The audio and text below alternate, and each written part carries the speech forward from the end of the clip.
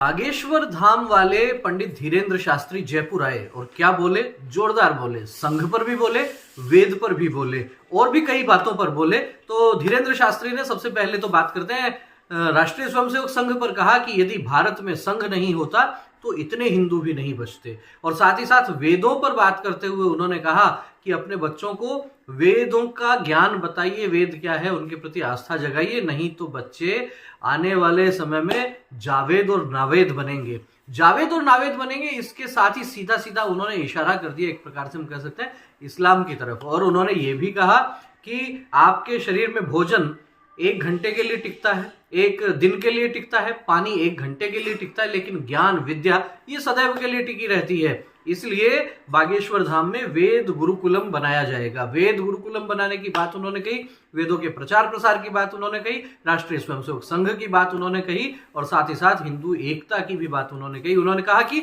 एकता में ही ताकत होती है। बागेश्वर धाम के पंडित धीरेन्द्र शास्त्री पिछले कुछ वर्षों में अचानक बहुत चर्चित हो गए, और चर्चित इसलिए हो गए क्योंकि हनुमत कथा, राम कथा करते करते वे बात करने लगे हिंदू राष्ट्र की, वे बात करने लगे समानता की। और पिछले दिनों उन्होंने एक समरसता पद यात्रा भी निकाली और उस यात्रा का भी लबोलुआब, उसका सार ये समझा जा सकता है कि हिंदवः सोदरा सर्वे न हिंदू पतितो भवेत्, मम दीक्षा हिंदू रक्षा, मम मंत्र समानता।